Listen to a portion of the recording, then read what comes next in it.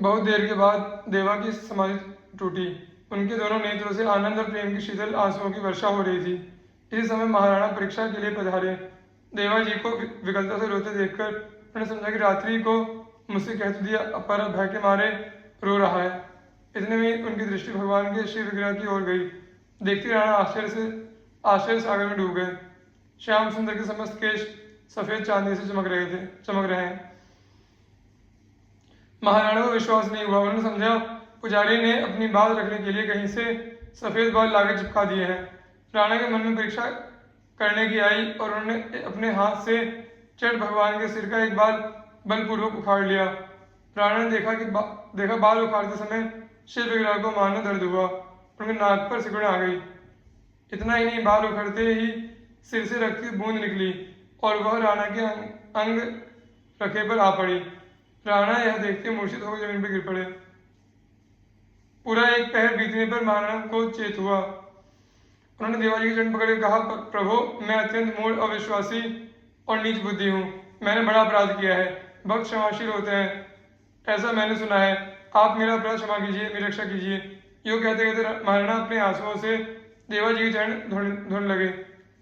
देवाजी ने महाराणा को उठाकर हृदय से लगा लिया और गदगद वाणी से कहा, यह सब मेरे प्रभु की महिमा है।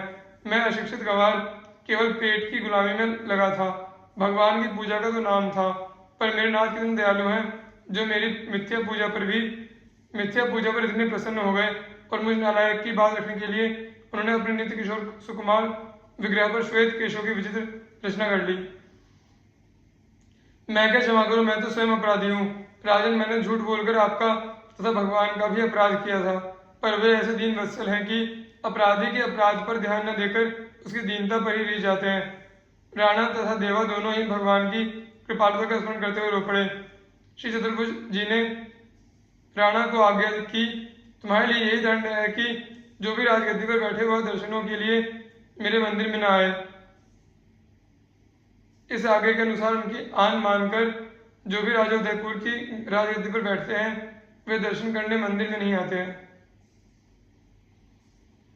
श्री प्रियदास जी भगवान की इस भक्त वत्सलता का अपने कवित्वों में इस प्रकार वर्णन करते हैं। दर्शन आयो राणा रूप चतुर्भुज के, रहे प्रभु पौड़ी हार शीस लपटाए हैं। वेगी ही उतारी कर लेके गरे डारी दियो, देखी धोरो बाहर कही धोरे आए हैं। कहत तो कही गई सही नहीं जात, अब महीपति डारे मारी हरिपद रिहाए हैं। अहो ऋषिकेश करो मेरे लिए सेत केश, ले सहू न भक्ति कही किए देखो छाए हैं। मानी राजा त्रास दुख राशि सिंधु बूढ़ियो, हुतो सुनिके मिठास बानी मानो फेरी जियो है। देखे सेत बार जानी कृपा मोह अपार करी, भरी आंखें नीर सेवा लेस मैं न कियो है। बड़े ही दयाल सदा भक्त प्रतिपाल, करे मैं तो हो अभक्त ऐपे सकुचायो हियो है। झूठे सन बंधहुते नाम लाजे मेरोई जू, ताते सुख साजे यह दरसाए दियो है। आयो घोर राणा सेत बार सो निहारी, रहो कहो केस काहो के ले पंडाने लगाए हैं।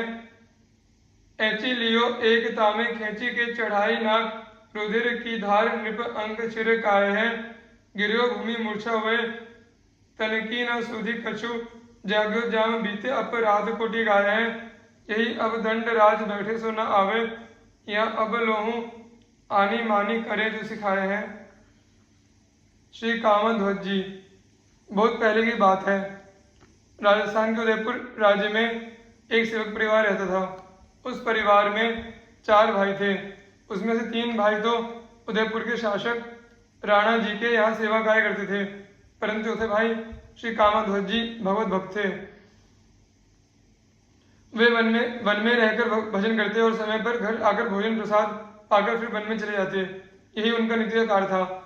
उनके तीनों भाई उनको काम के न काज के दुश्मन अनाज के मानकर उनसे नाराज ही रहा करते थे। एक दिन तीनों भाइयों ने कामध्वज जी से कहा, भाई यदि तुम थोड़ी देर के लिए राणा जी के दरबार में चलकर हाजिरी लगा दिया करो तो हमें तुम्हारा भी वेतन मिल जाया करे, जिससे घर का खर्चा भी ठीक से चल सके। इस पर श्री कामध्वज जी बोले, मैं जिसका सेवक हूँ उसकी सेवा करता हूँ और उसी की हाजिरी बताता हूँ, दूसरे से हमें क्या काम। भाई लोग उनका उत्तर सुनकर बहुत नाराज हुए और बोले, जब तुम मर जाओगे तो तुम्हें जलाया कौन। श्री कामध्वज जी ने उत्तर दिया, जिसके हम सेवक हैं वही हमें जलाएगा।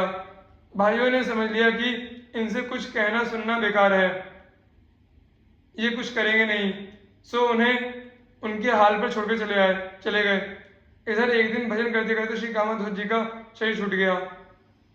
भक्त का कार्य तो पूरा हो चुका था, आगे भगवान की बारी थी, क्योंकि भक्त के कथन की पूर्ति तो भगवान को ही करनी थी, भगवान को ही करनी होती है। कामध्वज जी का शव वन में पड़ा हुआ था। बंधु बांधवों को ना कोई खबर थी, ना ही वे खोज खबर रखने की जरूरत थी समझते थे, परंतु दीन बंधु भला अपने ऐसे अनन्य सेवक को कैसे भुला सकते थे। उन्होंने अपने उस सेवक श्री कामध्वज जी को की दाह क्रिया का भार अपने सेवक श्रेष्ठ श्री हनुमान जी को सौंपा।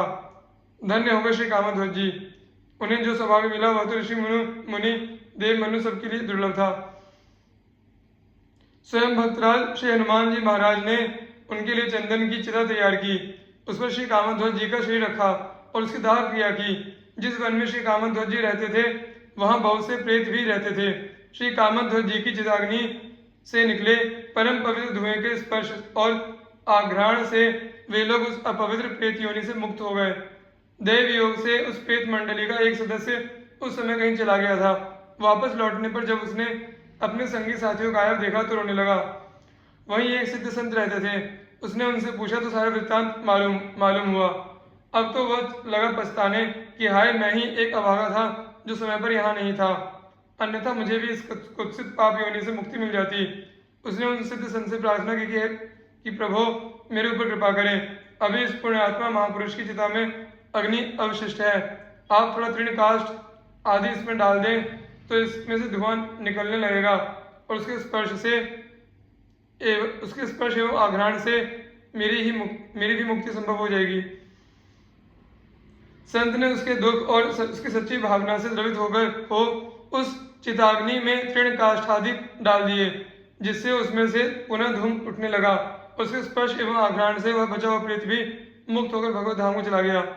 श्री प्रियदास जी महाराज श्री कामध्वज जी के इस चरित्र का वर्णन अपने कवित्व में इस प्रकार करते हैं।